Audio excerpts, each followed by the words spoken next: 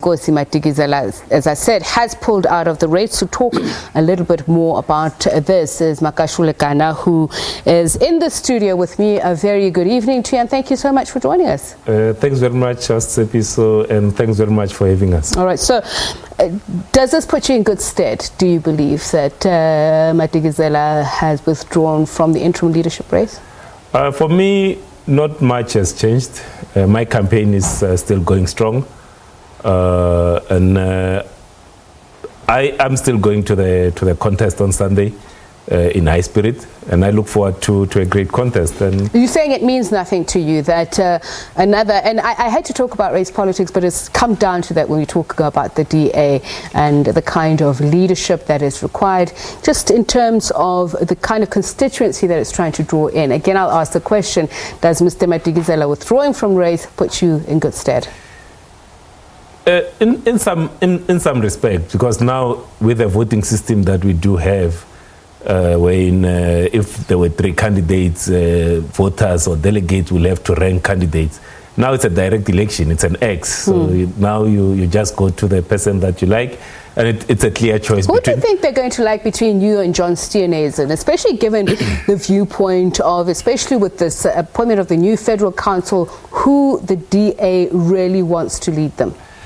You know, in my interaction with DA leaders since I announced my nomination, there's a greater interest in seeing the DA to be at the forefront of creating a fair society that's based on economic justice, on social justice and environmental justice. And for me, having the numbers that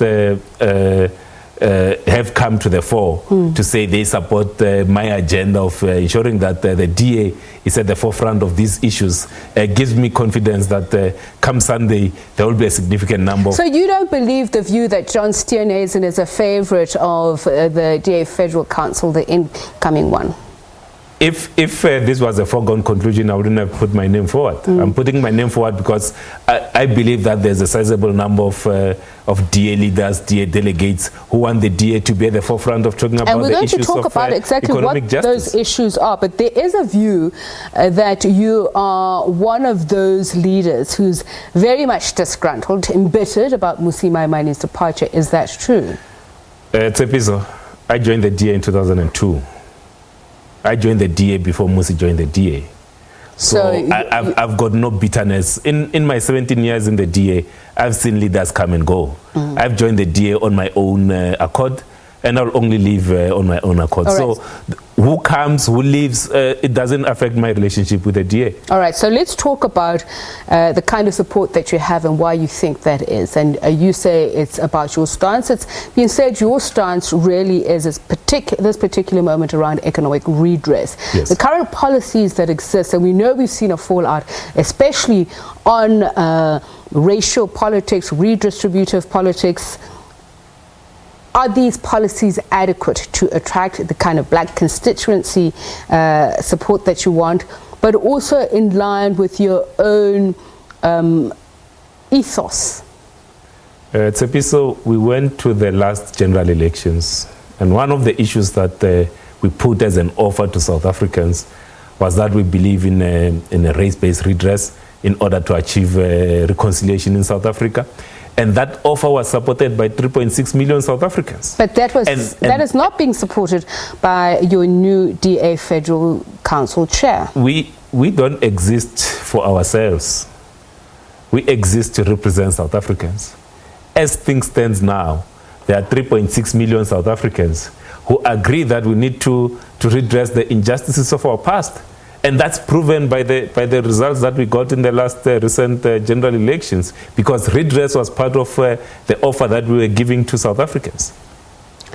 So again, I'll go back to the issue of your new Federal Council chair. Helen Zille has been very clear that, and even the report that came out post your dismal performance in the election has pointed out that they believe that perhaps you need to change tack, that you need to move away from race-based politics and perhaps using particular wording, but talk a different language.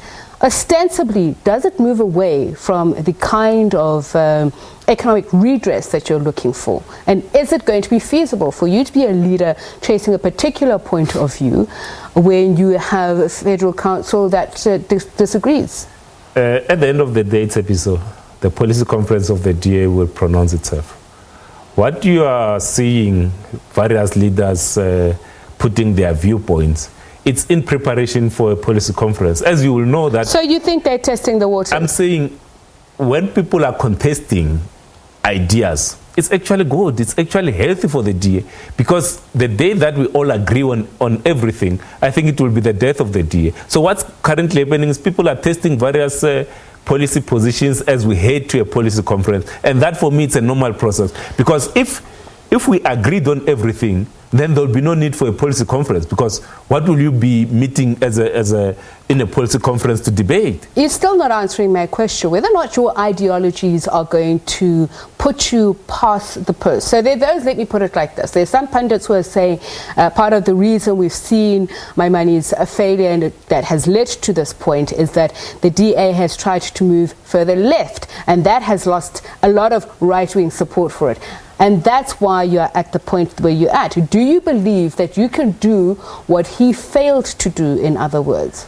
I believe I can do that. And why? What is the difference between you and him? I'll tell you why. You know, in 2013, if you might recall, in the lead up to the 2014 elections, when Lindiwe was still the leader of the parliamentary caucus in Parliament, there was a lot of this contestation, and we had a meeting, and we came out of that meeting, and we all agreed. And if you remember, Helen Zille was the ones announcing this particular policy stance, that we believe that race is a proxy for disadvantage. So for me, what happens in the lead up to a policy conference is just members and leaders in the DA. All right, so then let's talk about facts.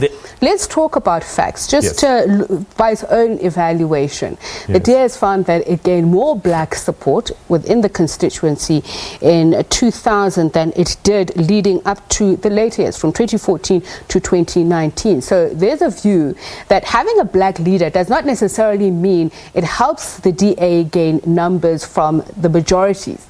So there is a relationship that you cannot deny. You see, if the only thing that you bring to the table is to be black, then obviously people will not support. Is that what you saw about Mmusi Maimane? Is that why you think you can do better? That's your question. I'm answering your question. Then if you are bringing other attributes, like I'm bringing, I mean, I have served not only in the higher structures, I've won campaigns, election campaigns for instance, in 2016, I was the campaign manager for Midvad, and we won that election with 59%. So not only do I bring what you see, behind me it's a wealth of experience, both educational and also in the work that I've done in the private sector. And to be fair, you have said... in terms of quality, so if the only thing that people need to elect me is because I'm a black guy, then they better not elect me. Point well taken, but I'm going back to your statement that you believe you can do better than Mmusi Maimane, and I'm still asking you substantively, what is it? Is it you have better ideas, do you believe? You have better support, do you believe? That you canvass better for votes, that you have greater support within the federal? What makes you a better candidate than him? Why did he fail? For me, I'm well grounded in the DA. I have more experience in the DA. I know the DA structures. I've campaigned for the DA in all areas. I've managed elections. I have led structures in the DA. And that wealth of experience that I bring, it's something that stands me in good stead. So I'm not here to compare myself to Mmusi. All right, so Mmusi led at a particular time. I'm going to lead at a particular time. All right, so you cannot your time is now about that economic redress. So there are those who say redistributive policies are regressive, for instance. So what are you going to be pushing for? Are you going to be pushing for a more modern, expansive economic model or policy directive? We need to be pushing for an economic direction that's going to benefit more South Africans, that's going to be inclusive, recognizing that the past that we come from was exclusionary. There are a lot of black South Africans that even with the dawn of democracy haven't benefited from this. So for me, it's not just to say we need economic growth. it must be an economic growth that is going to address the issues of poverty, it's going to address the issues of inequality in our society. And that's the economic model that I will be proposing, and I will be supporting, both whether the result of the elections are in my favor or they are not in my favor. Because for me, it's not about me, it's about the lives of South Africans that are on the ground that we have to serve as a DA. All right, thank you very much for your time and wishing you all the best. DA Interim Leader Candidate Makashule Gana.